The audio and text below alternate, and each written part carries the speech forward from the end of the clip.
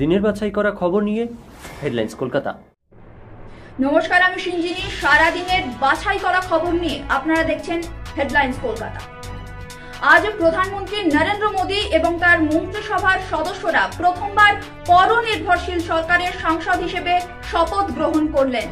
যখন সাংসদ হিসেবে শপথ নিচ্ছেন তখনই সংসদের বাইরে বিক্ষোভ দেখালেন বিরোধী জোট ইন্ডিয়ার সাংসদেরা।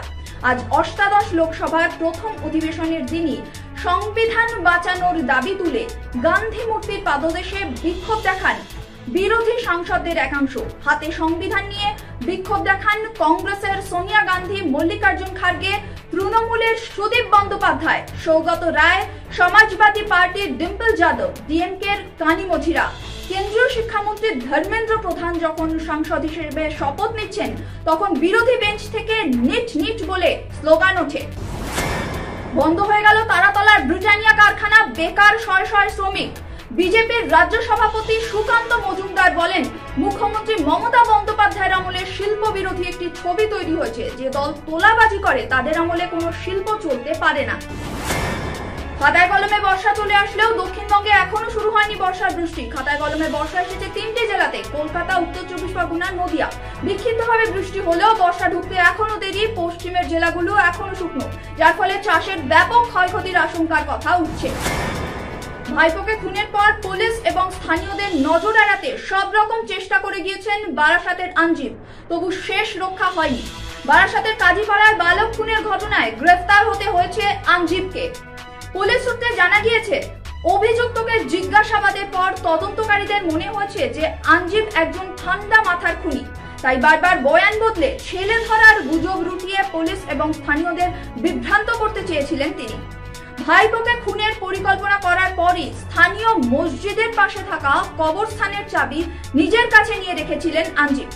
এই বিষয়টি জানতে পেরে পুলিশের মনে সন্দেহ জাগে। তদন্তকারীরা মনে করছেন সুযোগ পেলে ভাইপোর দেহ কবরস্থ করে ফেলতেন আঞ্জিব, কিন্তু পুলিশি তৎপরতায় সেই সুযোগ তিনি পাননি। ভাইপোর গালে চড় মেরে গলা টিপে খুন করে গলায় ফাঁস দিয়ে পরিত্যক্ত বাড়িতে ঝুলিয়ে দিয়েছিলেন আঞ্জিব।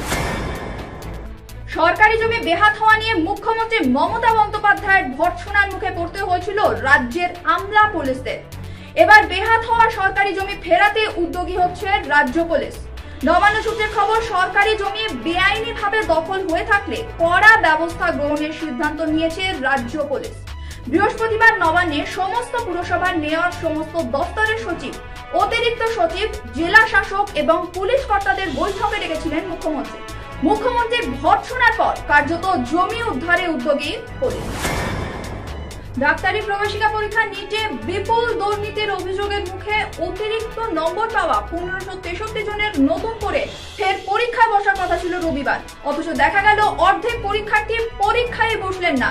এদিকে নেট তদন্তে গিয়ে বিহারে আক্রান্ত হলো সিবিআই। নির্বাচন মিটলেও কমেনি রাজনৈতিক উত্তেজনা, দুশ্চিন্তা বাড়িয়ে বাজারে খাদ্য পণ্যের দাম ফের আগুন। গাস্টিন কেসে ভয়াবহ অগ্নিকাণ্ডের পর সামনে আসলো চাঞ্চল্যকর তথ্য। ভাড়া নেওয়ার মতো ঘর সেখানে অবশিষ্ট ছিল না, অতএব বর্গফুট মেপে ভাড়া দেওয়া হয়েছিল দেওয়াল। সেই দেওয়ালের সামনে টেবিল চেয়ার পেতে শুরু হয়ে গিয়েছিল অফিস। আগুন লাগলে বা পুরনো ভবনটি ভেঙে পড়লে কি হতে পারে ভাবা হয়নি কিছুই। সুপ্রিম কোর্টেও স্বস্তি পেলেন না অরবিন্দ কেজরিওয়াল। জামিনের আর্জি জানিয়ে এবং দিল্লি হাইকোর্টের সিদ্ধান্তের বিরোধিতা করে রবিবার সুপ্রিম কোর্টের দ্বারস্থ হয়েছিলেন অরবিন্দ কেজরিওয়াল, কিন্তু তার আর্জি আগামী বুধবার পর্যন্ত স্থগিত করে দিল শীর্ষ আদালত। সুপ্রিম কোর্ট জানিয়েছে, এই সময়ের মধ্যে ইডির মামলায় দিল্লির হাইকোর্ট যদি কোনো রায় দেয় তবে উচ্চ আদালতের সেই সিদ্ধান্ত আগে দেখে নিতে চায় তারা। অর্থাৎ আবগারি দুর্নীতি মামলায় আপাতত দিল্লির তিহার জেলেই থাকতে হচ্ছে আম আদমি পার্টির প্রধান কেজরিওয়ালকে।